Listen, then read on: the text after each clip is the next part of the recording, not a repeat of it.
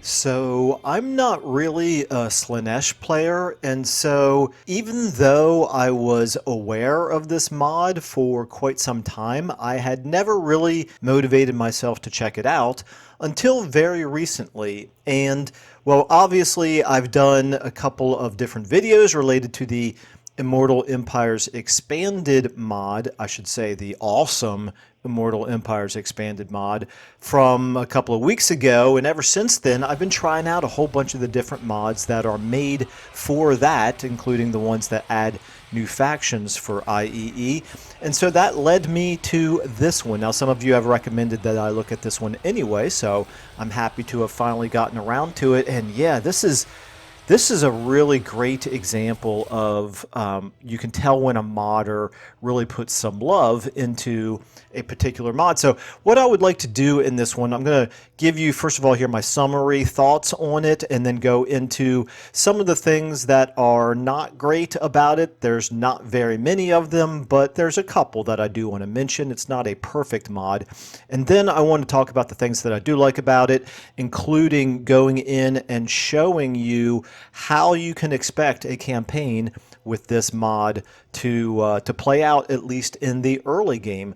And I do want to go ahead and start out by saying, as a summary, I do highly recommend it, even if you're not really a Slanesh player like me. I'm not really a Slanesh player, but there's definitely things to appreciate about this mod. And first and foremost, the first thing that you have to acknowledge is that it's obviously gorgeous. The work that's gone into the animations and just the design of the models is just really, really nice. So let's go ahead and talk in a little bit more detail about it. This is, of course, the Sect of Akali Temple of Blood for IEE mod by, I am not going to try to even say anything there. Apologies for my mispronunciation of many of the things in this video. I do not speak Hindi. I do highly recommend that you check out the Steam Workshop page in great detail, because he does go into quite a lot of written explanation here of everything in this mod, but also you can really get a sense just from the Steam Workshop page of all of the love and attention to detail that has gone into this particular mod. You can get a sense of how gorgeous this mod is going to be just from looking at things like the faction features with the rights here, for example. So definitely check that out as well. But getting into the mod in-game, of course, it adds an extra legendary lord here for Slanesh. It's only available, I believe, if you use Immortal Empires Expanded. That's certainly what I have done here. You can see that it's got some special faction effects and some special lord effects. So this is not just a generic lord. This is obviously something that has had some thought put into it. You get some access to some special units through rituals. That's what the aforementioned rights are for. You have a special ability here, Way of Akali. This is a combination of melee attack and speed buffs and melee defense debuff that increases with each kill made by the unit. So that's quite interesting. Gain devotees after winning battles, and your upkeep is reduced for devoted marauders of Slanesh. Now, your lord effects, there's a +3 for recruit rank for the aforementioned warriors. These are devoted Rajput warriors, which are basically your basic melee infantry with this faction. You get additional devotees after winning battles with your legendary lord, and you've got a little bonus to your speed for infantry units, which for Slanesh does feel very thematic. There is a nice lengthy write-up to the lore for this particular mod, so I would recommend that you go ahead and read that. I'm not going to do that here in this video. Anyway, so now that we have talked about what this mod does, let me just really quickly point out a couple of things that I did not care for with this mod. And we'll get those out of the way quick, and then I'll spend the rest of the time talking about the things I loved about this mod. So unfortunately, for whatever reason, there's no name for your legendary lord when you select them in the campaign. So that's both when you select the army, you don't see your legendary lord name where you normally would expect the lord name to show up, and then also when you see event messages like magic items gained or followers ancillaries gained for your legendary lord, you're going to see just a period, end of sentence, without the name being there. It's a minor flaw, but it is a flaw. It is something that I wish didn't happen. It's possible that this is something in the setup that I'm using that is causing this, but I'm not really sure why that would be. I'm using a couple of other cosmetic mods, but not anything that I would expect to conflict with this. And then the other thing is when you open up the diplomacy screen and you look at where trade should be, there's no column here to indicate that you've got trade agreements with other factions. So we do, at this point in the campaign, for example, actually have some trade agreements, which you can see on the sidebars, but not in the middle where you're listing all of the different factions. For some reason, it doesn't show up there. So again, minor informational absence, I guess is how I would describe that. Not really a bug necessarily, not really something that impacts your play at all. You just kind of have to know where to look. And then finally, a third little misinformational thing is on the world map in the main menu. When you are selecting them, for some reason, it's showing them over here in sort of the Warhammer Central America area of the world. I'm not sure why that would be, because they do start out in end.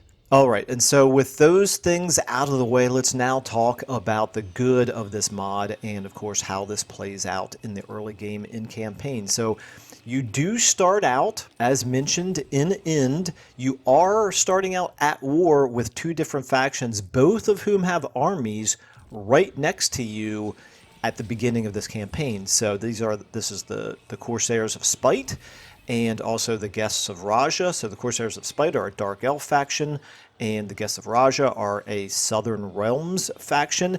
You will end up having to fight both of them in your opening battle, which makes for a more interesting type of opening battle than what you would get with pretty much any other faction that I can think of. One nice thing that the mod does is it does have its own short and long campaign victories that show up as victory as victory conditions. They actually show up as mission objectives, excuse me. So you've got your regular victory conditions that the game does by default, and then you've got your own special victory conditions that this mod gives you as mission objectives. Let's take a look at the rights, because again, as I've mentioned these before, you can really see the love that has gone into these. These are a combination of sacrificing devotees as well as spending money, and they give you different faction effects as well as unlocking individual special units just for this faction. Very cool idea. I really like this a lot, and of course you can see how beautiful these graphics are. Now, I am using Elven Plot Armor's Total War Legacy Overhaul mod, and it is possible that the reason why I am seeing the Valiant defeat here is because of changes that he's made. I don't know how this would be in, I don't want to say exactly vanilla, because obviously I'm using a mod here just to get this faction, but you know what I'm saying. Without that overhaul mod, this by default might be a victory. I am not sure about that, but anyway, obviously this forces us to fight the battle manually, which is fine with me. I fight battles manually all the time anyway, and certainly for purposes of using a mod like this and learning some new units, I would highly recommend fighting all your battles manually in the early going anyway, just to get a sense of what these units can do. We'll just show off some of the beauty of these units here, what they look like in battle. Really, I mean, this is one of my favorite things about this game in general, is just that you can zoom in and just see how beautiful some of these units are, just how, you know, fairly realistic looking they are. Realistic probably should be in quotes there, because this is obviously a fantasy game. Nothing like this really exists, but you know what I'm saying. Anyway, so we get a little bit lucky in the way that this battle plays out, because we've got one large army. We are facing two smaller armies that together are stronger than we are, but one of those armies, the reinforcing army, is actually going to come in behind us here, which gives us the opportunity to set up over on the side of the map and kind of just assault them as they come into the map before the other army can join the fighting over here.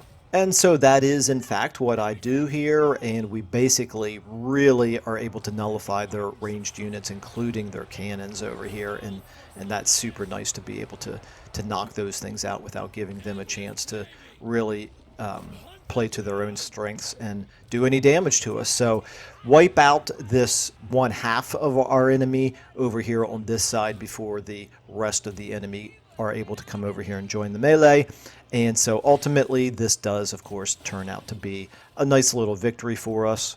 I do a lot of the fighting in the woods to use the woods terrain in to our advantage, since we don't really have any ranged units to speak of, nor really very much in the way of large.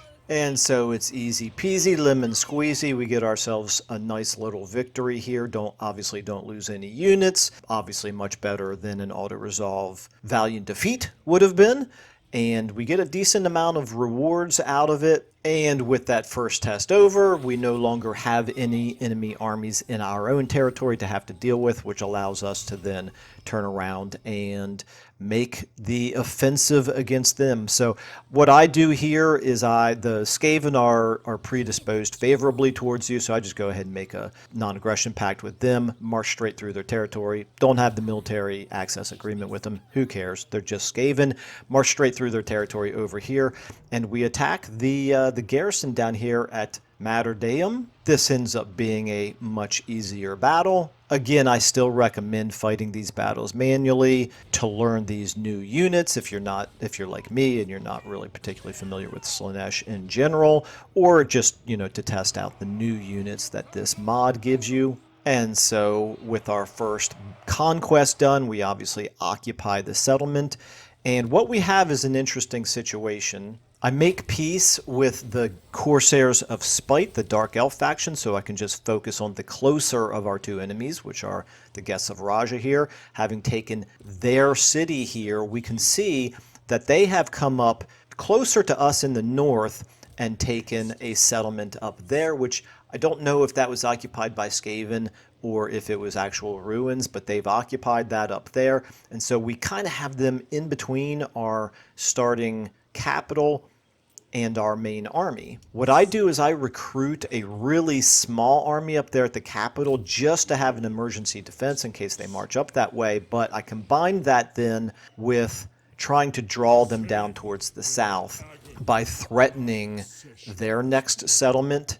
They fall for it, they come down, fortify their settlement, which gives us an opportunity to walk in and take Bistara for ourselves, because there was no garrison there yet because they had just colonized it. Anyway, so at this point we're up to 3 settlements from the one that we start with, and at the same time I have my main army threatening their main army as well as this major walled city of Samnagiri here. What I do is I lay an ambush to try to draw them towards where our army is here at Martyrdom instead of them going up and trying to wipe out our much weaker army up here at Bistara. It works out wonderfully. They come straight towards us to retake Martyrdom for themselves and walk right into our ambush.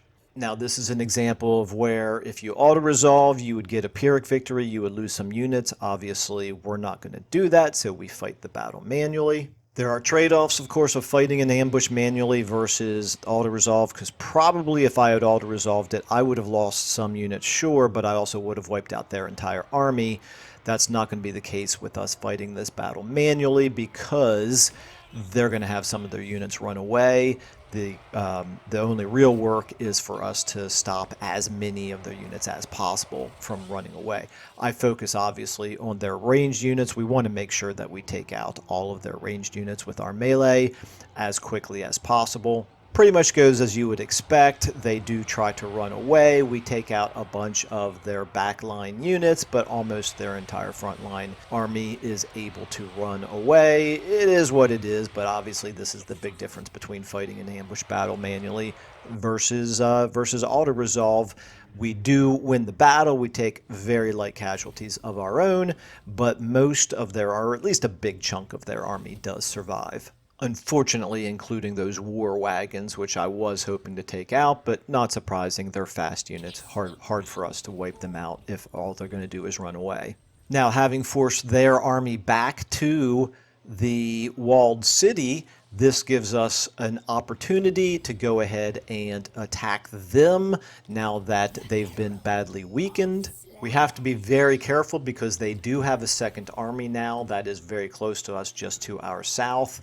But what we do is we go ahead and summon a disciple army. This is very nice, nice little mechanic that Slaanesh has available to them, which on our own we would not be able to overcome both that army that got away from us as well as the garrison inside a walled city.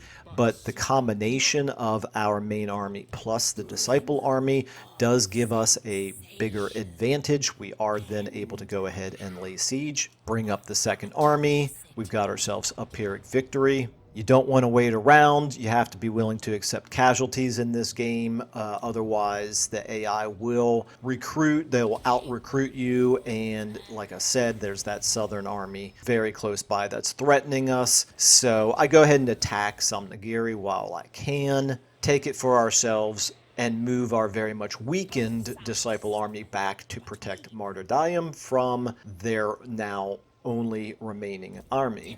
Now, normally this is not something that I would recommend, but for purposes of this video, I did want to go ahead and show. At this point, we can peace out with them. It is what I would call a suboptimal peace, because the best thing to do would be to continue to be aggressive here.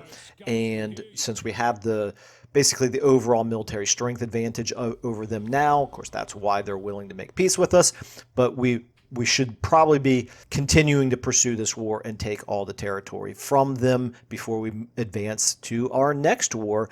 But I did want to just go ahead and illustrate you could at this point peace out with them. We've now got ourselves a full province of conquests here in addition to our starting capital. So there's a little bit of time here to basically put war on the back burner for a moment and build up our infrastructure and kind of play with some of the other mechanics that this game that this mod allows. And so I wanted to kind of leave it there with giving you a sense of how the very early game plays out. I don't want to make this video a tutorial on how to win a full campaign with this faction. That's something that obviously you can experience on your own. That's kind of the fun of playing a brand new faction like this. But again, I just wanted to give you a taste of what it's like. And at the same time, I wanted to show how beautiful this army animation is. And again, this is, just to kind of summarize here, this is what you see